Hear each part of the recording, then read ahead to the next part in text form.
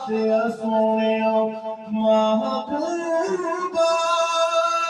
گل تیرے بنایا بندیے اللہ دیا سونیا محبوبا گل تیرے بنایا بندیے اور کریم آقا صلی اللہ علیہ وسلم کی بارگاہ نبی ہوئی ہے ایک صحابی رسول آتے ہیں جن کے بارے میں آتا ہے قتادہ نام کے صحابی ہیں قتادہ بن نعمان کا نام ہے جنگ کے دوران ان کی آنکھوں کی ڈھیلا یہ پوری آنکھ کی باہر آ جاتی ہے اب دوڑے دوڑے اپنی آنکھ کا وہ ڈھیلا لے کے اللہ کے رسول کی بارگاہ میں چلے جاتے ہیں سوال تو بنتا تھا کہ ہے اے جناب قتادہ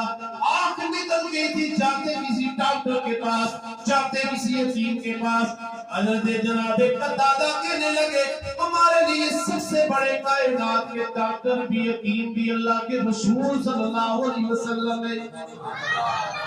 آنکھ لے کے رسول اللہ کی بارگاہ میں چلے جاتے ہیں عرض کرتے یا رسول اللہ مہربانی فرمائیں مجھ پہ کرم فرمائے اللہ کے رسول صلی اللہ علیہ وسلم نے جب حضرت ابو قتادہ کو دیکھا آنکھوں کی پوری بیرائی چلی جاتی ہے آنکھوں کا ڈھیلا ہاتھوں کے اندر پکڑ کے اللہ کے رسول کی بارگاہ میں آتے ہیں اور ساتھ میں عرض کیا کرتے ہیں کہتے ہیں کہ نا نرمایا بڑھ دیئے نا تکھڑے سنایا بڑھ دیئے اللہ دیا سونیا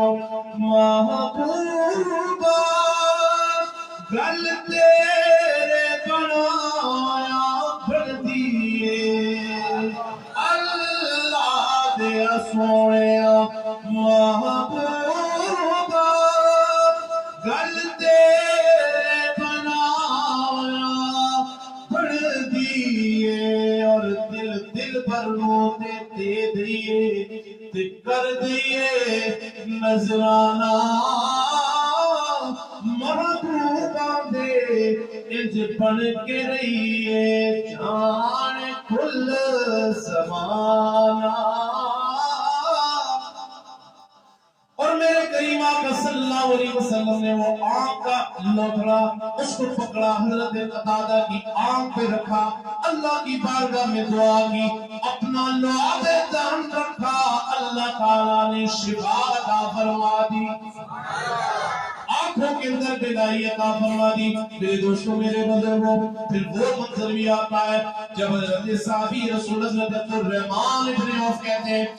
میں نے دیکھا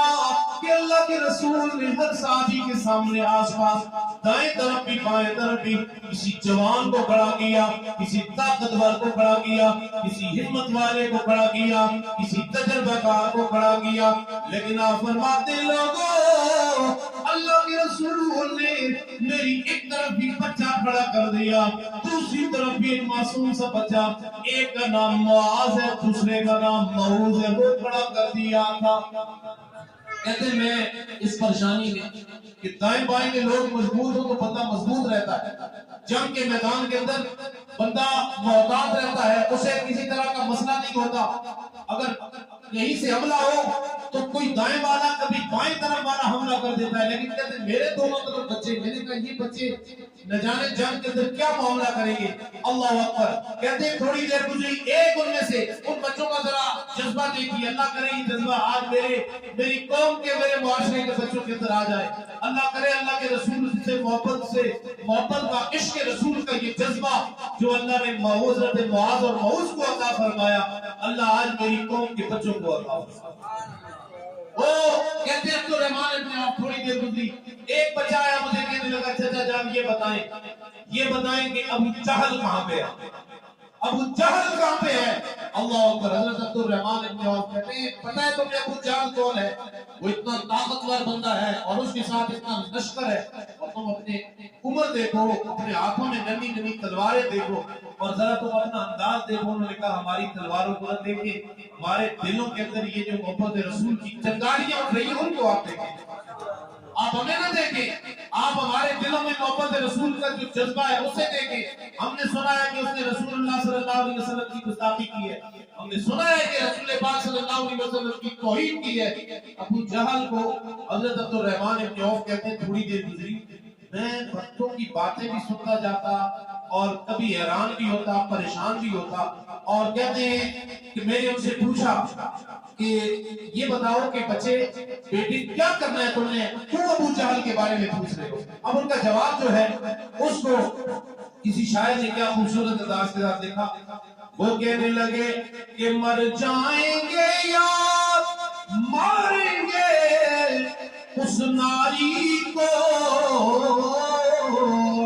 مر جائیں گے یا ماریں گے اس ناری کو, سنائے گالیاں دیتا ہے محبوب باری کو, سنائے گالیاں دیتا ہے محبوب باری کو. اللہ کی رسول صلی اللہ علیہ وسلم کے علماء جناب عبد الرحمن ابن عوف کہتے ہیں تھوڑی دیر گزری کہتے ہیں میرے ابو جان کے اوپر نظر میری پڑ گئی. میں نے ان بچوں سے کہا بچوں دیکھو وہ فلاں جگہ پہ ابو جہل ہے, وہ فلاں جگہ پہ اس نے فلاں رنگ کے کپڑے, فلاں رنگ کا دستہ, فلاں رنگ کی تلوار ہاتھ میں رکھی ہوئی ہے. اللہ اکبر. حضرت جناب عبد الرحمن ابن عوف کہتے ہیں میری آواز ان معصوم سے بچوں نے سنی, چپٹ پڑے, اٹھ پڑے اپنی پوری رفتار کے ساتھ, پوری طاقت کے ساتھ اٹھ کھڑے اور جلدی سے گئے اور جناب والا جا کے کس طرح باز چپٹتا ہے اس طرح ابو جہل کی ٹانگوں کے اوپر تلوار مار دی. اتنے زور سے تلوار ماری کہ اس کی ٹانگ ہی کٹ گئی. پھر ان دونوں بچوں نے معصوم سی تلواروں کے ساتھ ابو جہل کے اوپر اتنے بار کیے یہاں تک کہ ابو جہل کو قتل کر دیا, واصل جہنم کر دیا.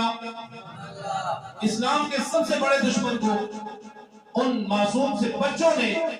واصل جہنم کر دیا. ایک طویل آگے یہ واقعہ جاتا ہے کہ پھر اللہ کے رسول کی بارگاہ میں گئے اور کہا کہ یا رسول اللہ میں نے قتل کیا. ایک نے کہا یا رسول اللہ میں نے قتل کیا. اللہ کے رسول نے فرمایا اچھا اپنی تلواریں دکھاؤ,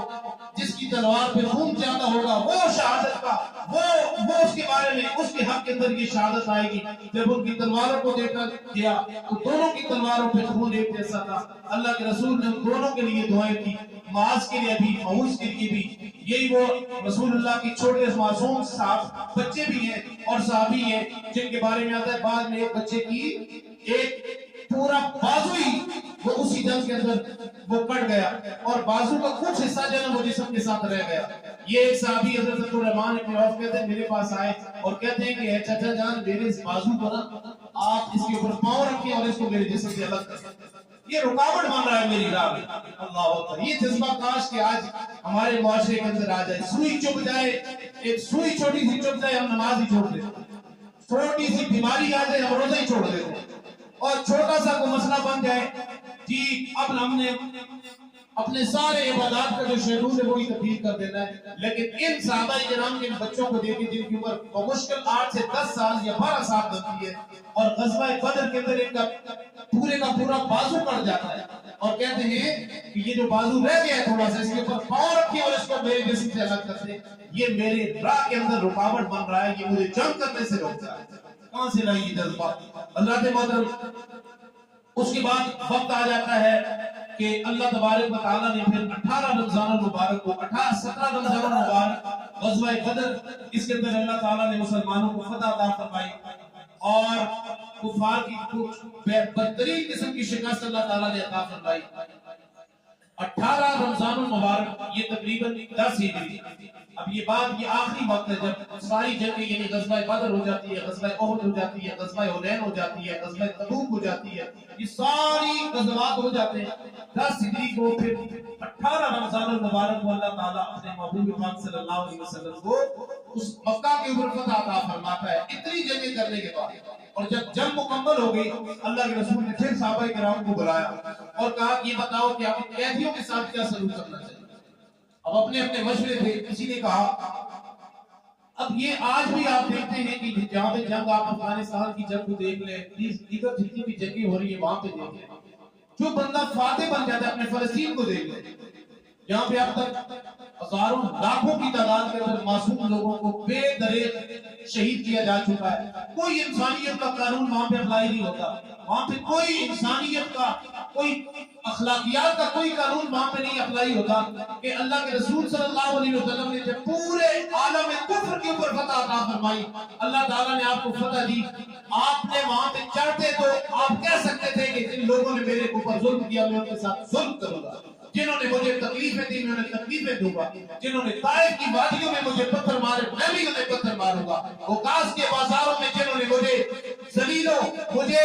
لہو لہان کیا، اللہ اکبر، یا میرے ماننے والوں کو ان کی عزتوں کو نیلام کیا، آج ان کے ساتھ بھی ویسا ہی سلوک ہوگا. لیکن اللہ کے رسول صلی اللہ علیہ وسلم کی محبت کا عالم دیکھیے، وما ارسلناک الا رحمۃ للعالمین کی دعاؤں کا اثر دیکھیے. کہا جس نے مجھے طائف کی وادیوں میں پتھر مارے اسے بھی معافی، جس نے اوقاس کے بازاروں میں میرے گلے کے اندر چادریں ڈالی اسے بھی معافی، جس نے میری بیٹی فاطمہ کو ناراض کیا